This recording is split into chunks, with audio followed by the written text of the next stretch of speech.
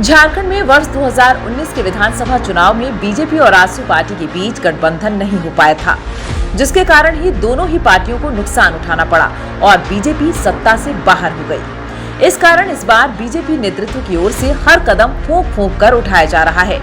सबसे पहले आजसू पार्टी के साथ तालमेल पर सहमति जताई गई। बाद में जेडीयू के साथ भी मिलकर चुनाव लड़ने की बात कही गई। इस बीच चिराग पासवान की लोजपा आर और जीतन राम मांझी की पार्टी हम की ओर से भी झारखंड में विधानसभा चुनाव लड़ने का ऐलान किया। बीजेपी की ओर से लोजपा आर और हम पार्टी के साथ फिलहाल किसी तरह से तालमेल की संभावना पर सहमति नहीं जताई गई है, लेकिन इसके बाद चर्चा है कि बीजेपी इन दोनों दलों के लिए एक एक सीट छोड़ सकती है। वर्ष 2009 के चुनाव में भी बीजेपी ने लोजपा के लिए शिकारीपाड़ा विधानसभा सीट छोड़ा था, जबकि वर्ष 2004 और 2009 के चुनाव में जेडीयू एनडीए का एक मजबूत साझेदार था। राजनीतिक हलकों में चर्चा है कि इस बार बीजेपी हम पार्टी के लिए एक सीट छोड़ सकती है। हम पार्टी के बीजेपी अनुसूचित जाति के लिए सुरक्षित चतरा सीट छोड़ सकती है। चतरा सीट बिहार के गया जिले से सटा है और गया संसदीय क्षेत्र में जीतन राम मांझी के प्रभाव को देखते हुए बीजेपी इस सीट को हम पार्टी के लिए छोड़ने पर विचार कर सकती है। चतरा विधानसभा क्षेत्र 1951 में अस्तित्व में आया। पहली बार स्वतंत्रता सेनानी सुखलाल सिंह कांग्रेस टिकट पर विजयी रहे, लेकिन 1957 के चुनाव में राजा कामाख्या नारायण सिंह चुने गए।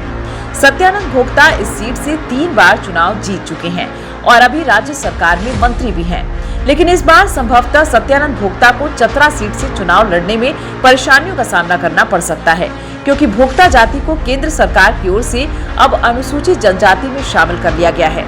ऐसे में सत्यानंद भोक्ता अनुसूचित जाति के लिए आरक्षित सीट से चुनाव नहीं लड़ पाएंगे। ऐसी स्थिति में सत्यानंद भोक्ता किसी सामान्य या अनुसूचित जनजाति के लिए आरक्षित सीट से चुनाव लड़ सकती हैं। चर्चा है कि सत्यानंद भोक्ता खिजरी या मनिका विधानसभा सीट से चुनाव लड़ सकती हैं, जबकि चतरा सीट से सत्यानंद भोक्ता की बहू रेशमी चुनाव लड़ेंगी। बकाया उनकी बहू चतरा में भावी प्रत्याशी के रूप में विभिन्न कार्यक्रमों में भाग ले रही हैं। चतरा विधानसभा सीट 1951 से लेकर 1989 तक सामान्य सीट रहा, लेकिन 1980 से यह अनुसूचित जाति के लिए आरक्षित सीट बन गया। यहां से अब तक सबसे अधिक 3 बार सत्यानंद भोक्ता विधायक रहे। जनार्दन पासवान, महेंद्र सिंह भोक्ता, सुखलाल सिंह, कामाख्या नारायण सिंह 2 बार, केपी सिंह, केशव प्रसाद सिंह, तापेश्वर देव, एस अहमद सब्र, महेश राम, जयप्रकाश भोक्ता 1 बार यहाँ के विधायक रहे। यहाँ सबसे अधिक 5 बार भाजपा प्रत्याशी की जीत हुई। कांग्रेस को 3 बार, सीएनएस, जीप, जेपी, आरजेडी को 2-2, जेडी, निर्दलीय, एसडब्ल्यूए, जेएपी और जेएनपी के 1-1 बार विधायक रहे।